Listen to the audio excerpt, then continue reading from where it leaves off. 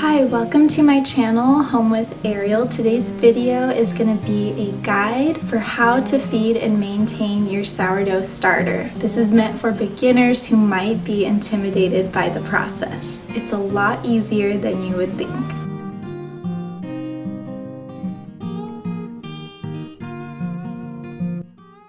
Okay, so in that jar is my sourdough starter. It has not been fed for about a week, so it's a little bit hungry, and some signs of that means that your sourdough starter will be a little bit more deflated, not as bubbly.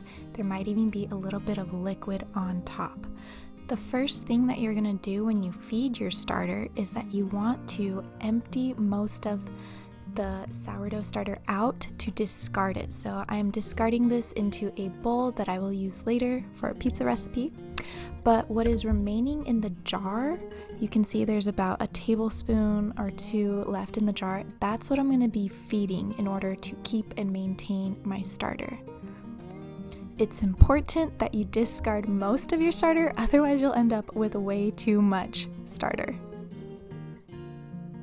Okay, so the actual feeding process, the technical way of doing this is to measure out equal parts in weight of flour and water to feed your sourdough starter. And I used to do this with an actual scale, but now I just eyeball it. I go by the consistency. So this is what I recommend. Just mix in some flour and some water until you get, I'm going to show you the consistency here, but something that's anywhere from like a pancake batter to a little bit thicker, and you will be okay.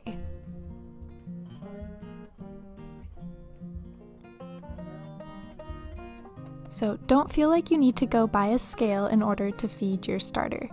Just get it something to this effect that I have here. This one's a little bit thick. Sometimes I have it a little bit thinner, meaning there's a little more water. Either way, it has always worked out well.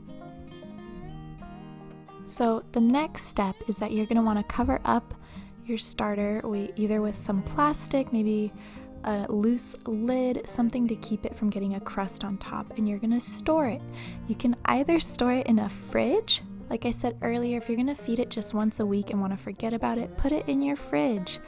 Otherwise, if you're going to be baking with it that day or the next day and you want to feed it a little bit more regularly, then keep it on the counter. Our house is always a little bit cooler, so I only have to feed it once a day. If your house is like 75 degrees or up, I'd feed it twice a day. This is one of my favorite ways to use up that discarded sourdough at the beginning before you're gonna feed it. And it's just a fried bread. I put some olive oil on a pan with the dough on top. I sprinkle some of that everything but the bagel seasoning, and then I flip it over where it's nice and crispy but chewy on the inside. It's so delicious, and you get the health benefits of that fermented sourdough. My girls love this. They love to dip it with olive oil and balsamic vinegar. It just makes a wonderful snack.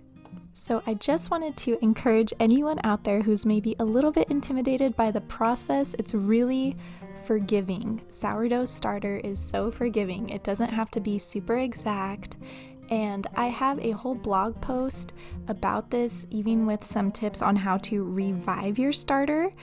And if you feel like you've neglected it, what to do, I will link that in the description below. But it truly is difficult to kill your starter, which I talk about that on there as well. I feel like some people are so worried about messing it up. You got this. You can totally do it. I actually had a starter before this one that I tossed because I was a little bit overwhelmed by the process and felt like I didn't have the time for it. So that's you too. Try it again. You got this. Thanks for stopping by my channel, Home with Ariel.